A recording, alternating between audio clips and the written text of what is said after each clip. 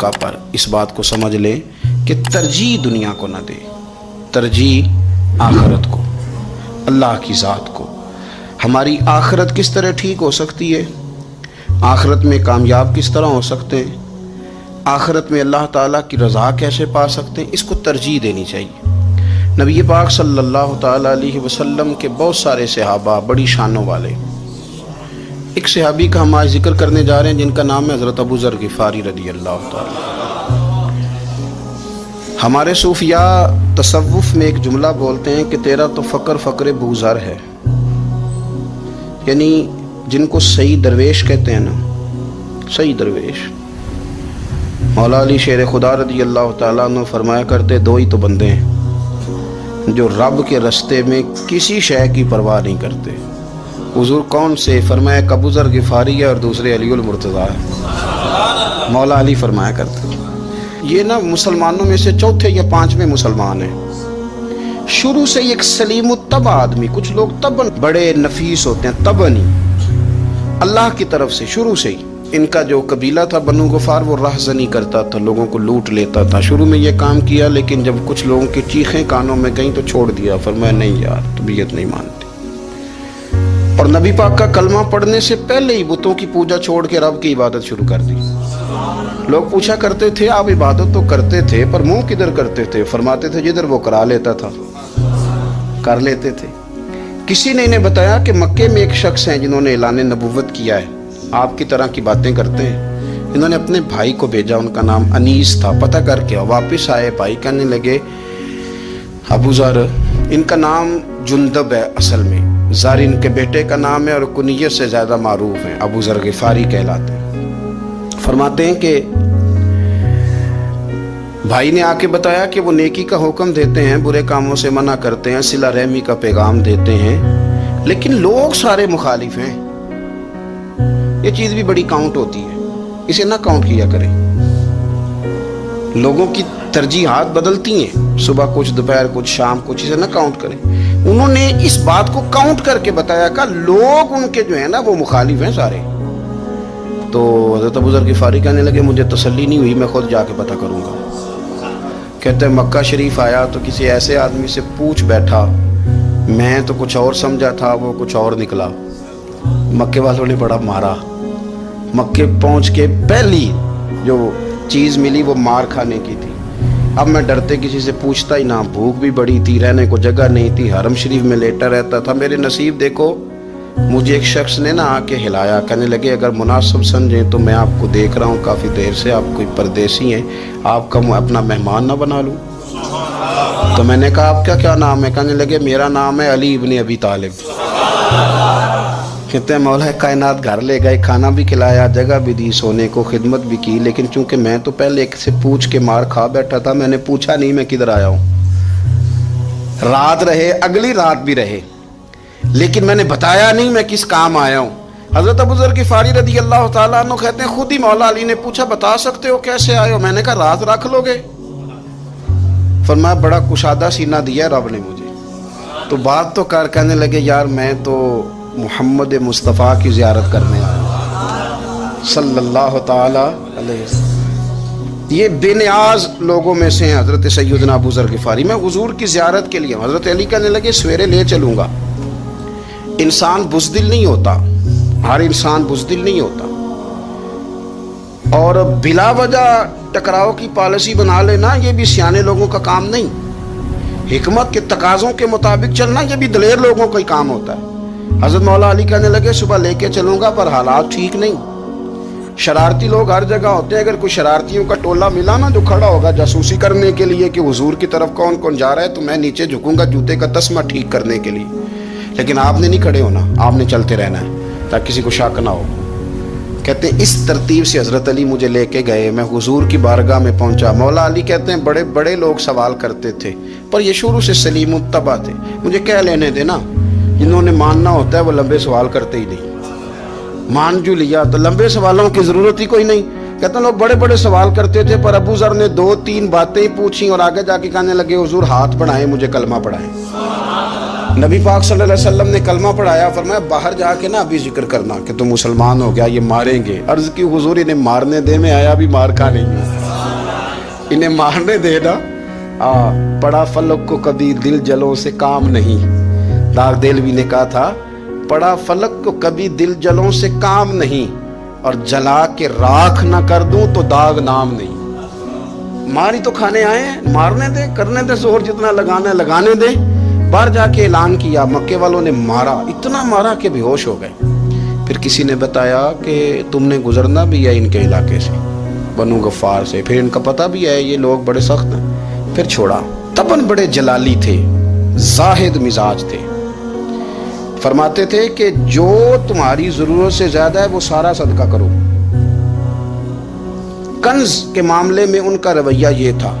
صرف حضرت صدیق اکبر کو کچھ نہیں کہا انہوں نے, باقی حضرت عمر جیسے آدمی کو بھی کھڑا کر کے کہہ لیتے تھے یہ مال کیوں رکھا ہوا ہے خزانے میں, بانٹتے کیوں نہیں سارا. اور جناب عثمان غنی رضی اللہ تعالیٰ عنہ کے ساتھ تو باقاعدہ کئی دفعہ اس موضوع پر گفتگو کی. وہ کہتے تھے کہ جب اللہ کہتا ہے قرآن میں کہ مال دولت جمع نہیں کرنی, تو وہ جو لوگ تھے وہ بھی بڑی شانوں والے تھے. وہ کہتے تھے کہ اللہ نے جب زکوٰۃ فرض کی تو مال جمع ہوتا ہے تو زکوٰۃ فرض ہوتی ہے نا. جب فطرانے کا کہا تو مال ہوتا ہے تو فطرانہ آتا ہے نا. تو آپ جو کہہ رہے ہیں وہ ٹھیک ہے, پر آپ اعلیٰ بات کر رہے ہیں تقوی کی, سارا بانٹو.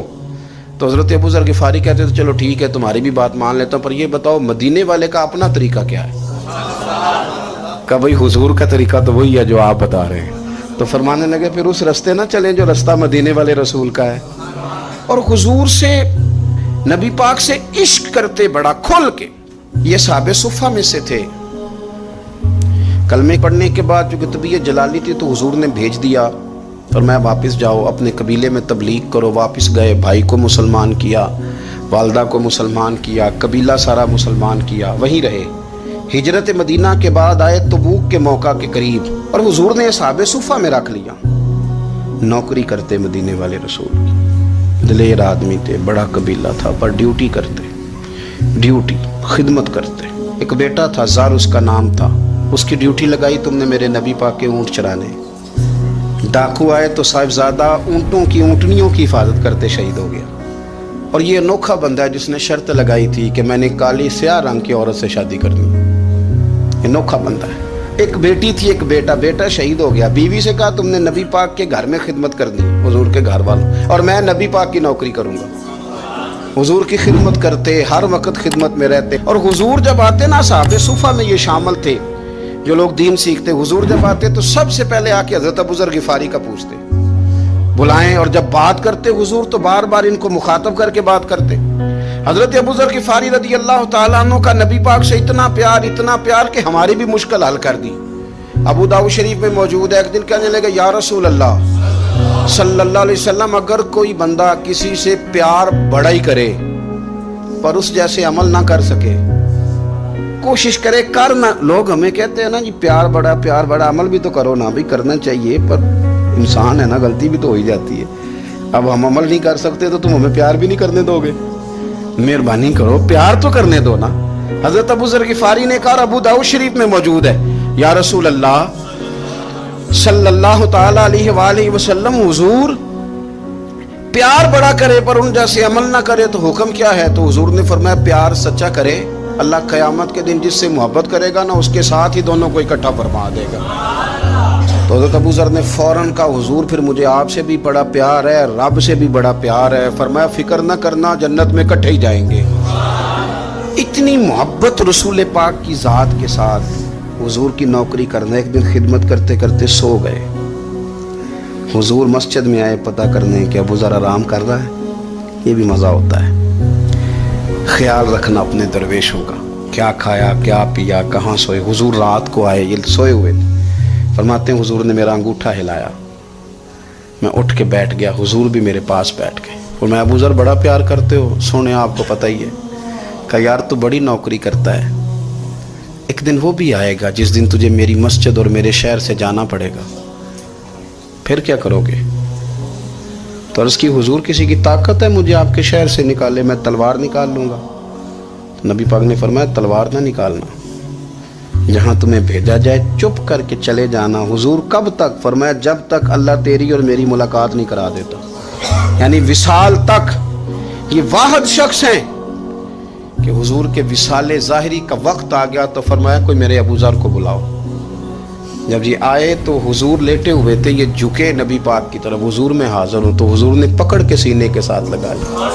میرے رسول پاک صلی اللہ علیہ وسلم کی خدمت میں ایک دفعہ عرض کرنے لگے, حضور مجھے صوبے کا گورنر بنا دیں. تو نبی پاک نے فرمایا, ابو ذر میں عہدے پسند نہیں کرتا, تو تمہیں بھی میں کہتا ہوں عہدہ نہ لینا, تمہیں بھی کہتا ہوں عہدہ نہ لینا. فرمایا, ابو ذر میں جو چیز اپنے لیے پسند کروں گا تمہیں بھی اسی کا مشورہ دوں گا. تم بندے اچھے ہو پر یہ کام تمہارے بس کا نہیں ہے. بڑے زاہد آدمی میرے رسول کریم صلی اللہ تعالی علیہ وآلہ وسلم نے ان کے بارے میں فرمایا جس طرح نبیوں میں حضرت عیسیٰ علیہ السلام ہوئے. حضرت عیسیٰ دیکھیں نا, انبیاء میں اللہ تعالیٰ نے ہر قسم کی عظمت نبیوں کو دی. جناب سلیمان علیہ السلام کا تو تخت بھی ہوا میں اڑتا تھا, جن تک تابع دار تھے. اور نبیوں میں حضرت عیسیٰ بھی ہیں جن کے پاس گھر بھی کوئی نہیں, شادی بھی کوئی نہیں کی, اینٹ سرانے رکھ کے تکیہ بناتے. ایک ان کے پاس کنگھی تھی اور ایک پیالہ تھا. دیکھیں جو بندہ نیک ہو نا, وہ بھی نیک ہیں, اللہ کے نبی ہیں. آپ اپنا تقوی مسلط نہیں کریں گے, جو وہ کر رہے ہیں وہ بھی مخلص ہو کے کر رہے ہیں. حکومتیں جو چلانی ہیں تو وہ کس نے چلانی ہے؟ اگر نیک بندے نہیں آئیں گے تو غلط لوگ آئیں گے, قوموں پہ ظلم کریں, وہ بھی اپنی جگہ ٹھیک ہے. لیکن یہ جو کر رہے ہیں یہ بات بھی اپنی جگہ بالکل ٹھیک ہے. ہم پتہ کیا کرتے ہیں, ہم چیزوں کو مسلط کرتے ہیں, ایک دوسرے پر مسلط نہیں کریں چیزوں کو. آپ جو کر سکتے ہیں, جو رستہ آپ کو صحیح لگتا ہے اختیار کر لیں. یہی تو ہمارے دین کا حسن ہے کہ سارے رستے واضح کر کے ہمیں دکھاتا ہے. حضرت عیسیٰ علیہ السلام نے ایک دن دیکھا کہ ایک بندہ نا انگلیوں کے ساتھ اپنے بال سیدھے کر رہا ہے, تو آپ نے فرمایا یار کنگھی کے بغیر بھی کام چل سکتا ہے, کنگھی بھی خیرات کر دی. دیکھا ایک بندہ ہاتھ کا تکیہ بنا کے لیٹا ہے, تو فرمایا اینٹ بھی دے دو, کسی کے کام آ جائے گی. ایک دن دیکھا کہ ایک بندہ نا یوں چلو میں پانی پی رہا ہے, فرمایا پیالہ بھی رہنے دو, اس کے بغیر بھی کام چل ہی جاتا ہے. جناب عیسیٰ کا یہ زہد تھا. میرے نبی پاک علیہ السلام نے فرمایا جس نے جناب عیسیٰ کا زہد دیکھنا ہو وہ میرے ابو ذر غفاری کو دیکھے, ان کو دیکھے. یہ دنیا میں جناب عیسیٰ کے زہد کے مطابق چلتے پھرتے ہیں. ساری زندگی دولت کو, مال کو پسند نہیں کیا. جہاں رہتے تھے ایک گورنر صاحب نے 300 دینار تحفے میں بھیجے. تو ایک ہوتا ہے نا بندہ کہتا نہیں نہیں ضرورت نہیں. اور حضور سید عالم صلی اللہ علیہ وسلم نے حضرت عمر سے فرمایا تھا جو خود بخود آ جائے وہ قبول کر لو, اللہ کی طرف سے. لیکن ان کا رنگ فقیری والا تھا اور تھوڑا انوکھا تھا. 300 دینار آئے تو فرمانے لگے اسے جا کے کہو تمہیں کوئی اور بندہ نہیں ملا دھوکہ دینے کے لیے, میرے گھر ہی مال بھیج دیا ہے.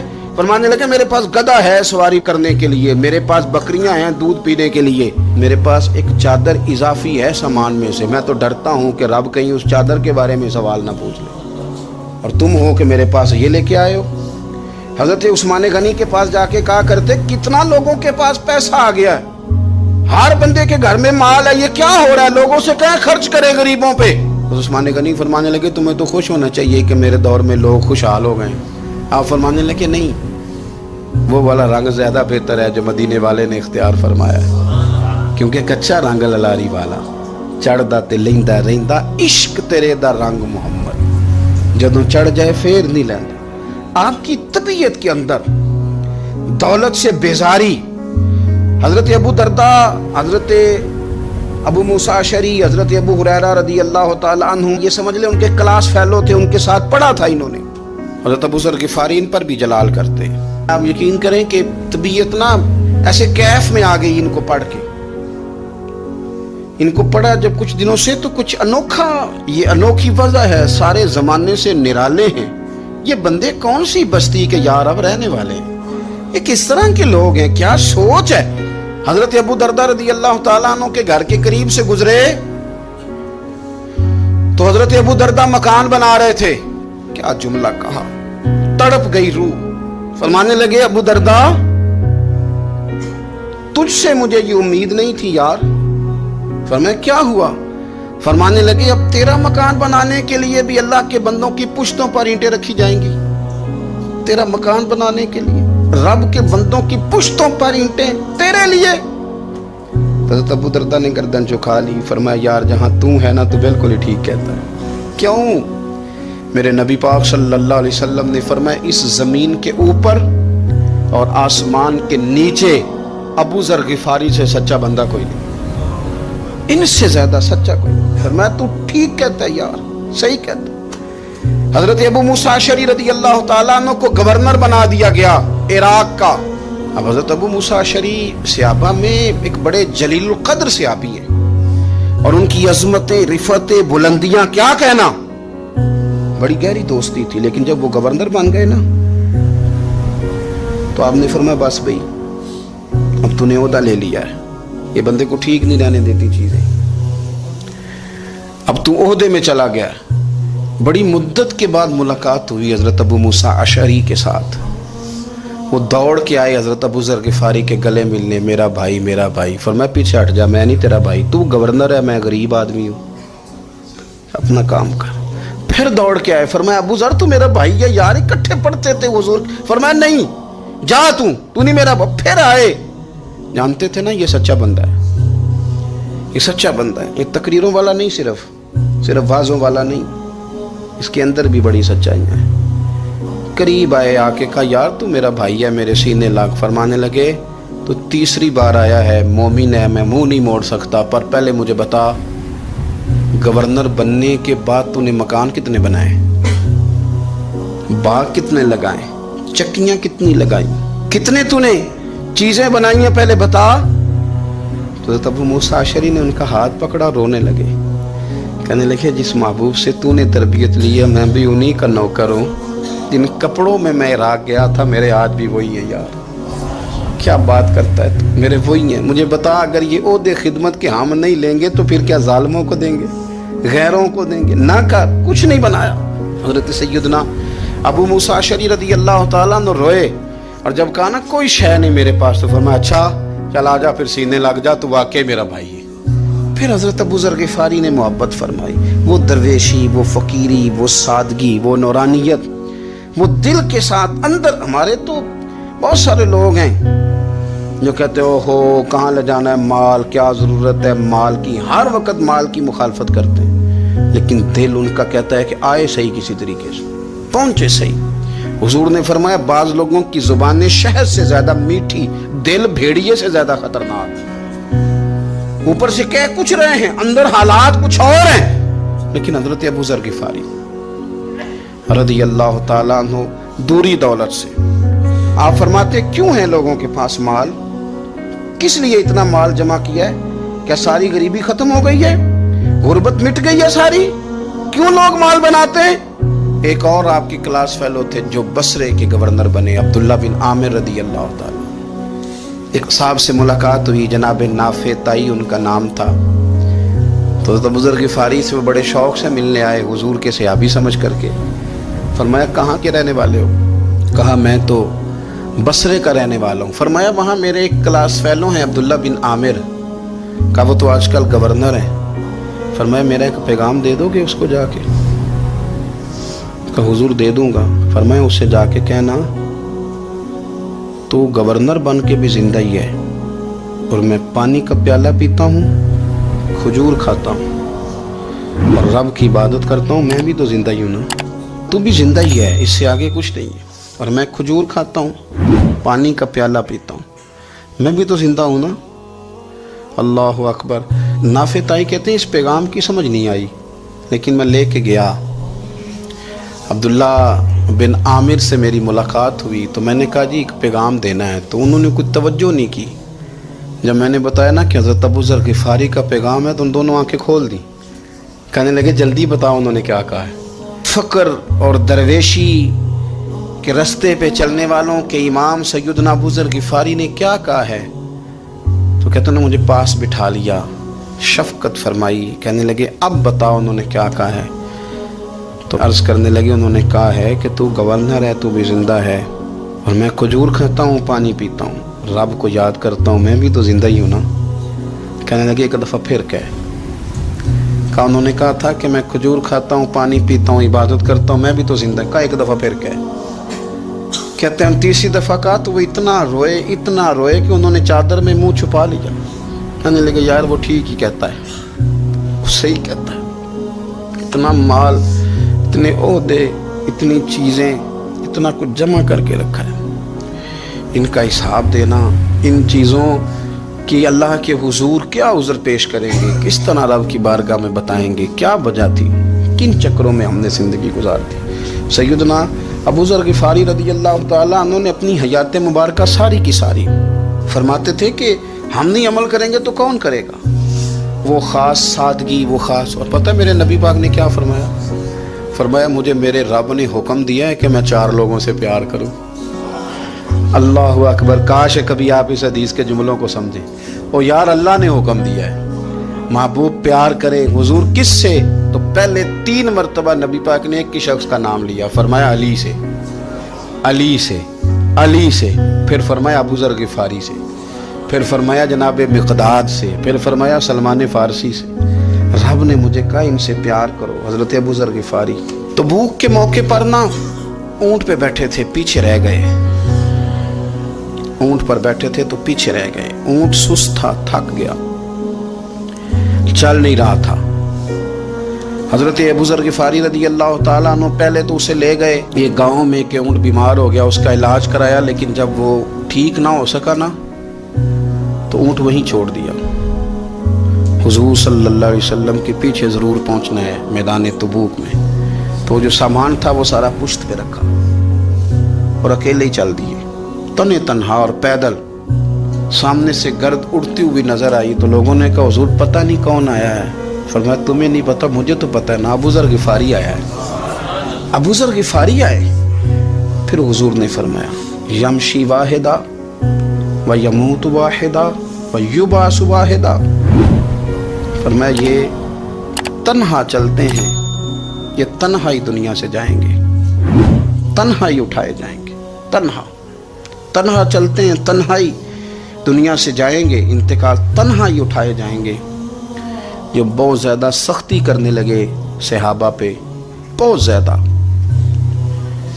تو حضرت عثمان غنی رضی اللہ تعالیٰ عنہ نے فرمایا کہ آپ اپنے مزاج کے لحاظ سے تو درست ہیں، پر جو چیز آپ طاری کرنا چاہتے ہیں جب شریعت گنجائش دیتی ہے تو آپ کیوں اتنی سختی فرماتے ہیں؟ تو فرمانے لگے ٹھیک ہے پھر مجھے ربضہ جانے کی اجازت دے دو۔ ربضہ ایک بستی تھی، جنگل تھا، وہاں کوئی آتا جاتا نہیں تھا، اسی کسے دے کچھ نہیں چلا گئے تو نہ کچھ ہڈا دردی۔ حضور نے کہا تھا نا یمشی واحدہ،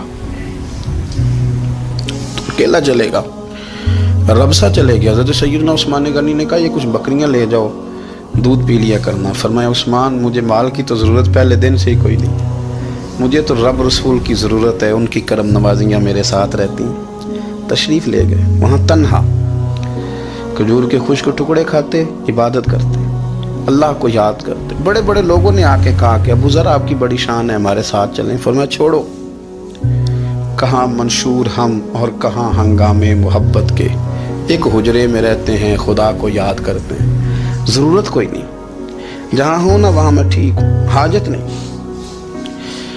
وصال کا وقت آ گیا، دنیا سے جانے کا ٹائم آ گیا، اکیلے ہیں، بیوی ہے اور بیٹی ہے، جنگل کا علاقہ ہے، حج ہو گیا، رستے بند ہو گئے، بیمار ہو گئے۔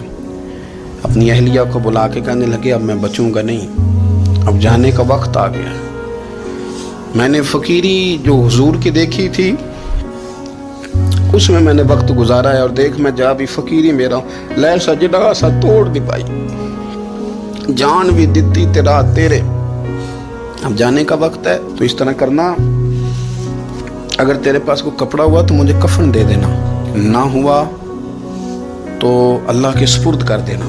کہا ہم 2 عورتیں ہیں، جنازہ غسل کفن۔ فرمایا رب جماعت بھیجے گا میرے لیے، لوگ آئیں گے، میرے نبی پاک نے مجھ سے وعدہ کیا تھا آئیں گے نا لوگ۔ تو اہلیہ کہنے لگی ابو ذر آپ کو کیسے پتہ ہے کہ آپ اس صحرا میں انتقال کر جائیں گے، اللہ شفا دینے والا ہے۔ فرمانے لگے ہم 3-4 لوگ بیٹھے تھے تو حضور نے فرمایا تھا تم میں سے ایک شخص صحرا میں اکیلا انتقال کر جائے گا، تو وہ میرے جتنے باقی ساتھی تھے وہ سارے انتقال کر گئے، اب میں اکیلا ہی بچا، مجھے پتہ ہے وہ میں ہی ہوں، تو تم دیکھنا تمہیں کوئی نہ کوئی مل جائے گا غسل کفن کے لیے۔ آپ کی اہلیہ کہتی ہیں کہ میں اٹھی، کبھی دوڑ کے میں باہر جاتی، سڑک پہ جا کے دیکھتی کوئی گزر رہا ہے، پھر میں آ کے کہتی حج ختم ہو گیا ہے، رستے بند ہو گئے ہیں، کون آئے گا جنگل، پھر میں آ کے ان کی تیمارداری کرتی، پھر اٹھ کے جاتی، फिर मैं आके तीमारदारी करती। अचानक मेरी नज़र पड़ी तो एक छोटा सा काफिला आ रहा था। उस काफिले में चंद लोग थे और सबसे बढ़कर सहाबी रसूल हज़रत अब्दुल्ला इब्न मसूद भी थे। मैंने उनको इशारा किया तो वो दौड़े आए, कहने लगे बहन क्या है? मैंने कहा यहाँ एक शख्स है, तुम्हारी थोड़ी सी ज़रूरत है उसको। तो अब्दुल्ला इब्न मसूद कहने लगे कौन है बीबी? कहती है मैंने कहा कि वो अबू ज़र गिफ़ारी है। कहती तड़प के रोए अब्दुल्ला इब्न मसूद, तड़प के कहने लगे अबू ज़र मेरे नबी पाक का प्यारा, मेरे माँ भी उस पर कुर्बान, मेरा बाप भी कुर्बान, किधर है जल्दी बताओ। कहती मैं ले आई। 4-5 लोग थे वो।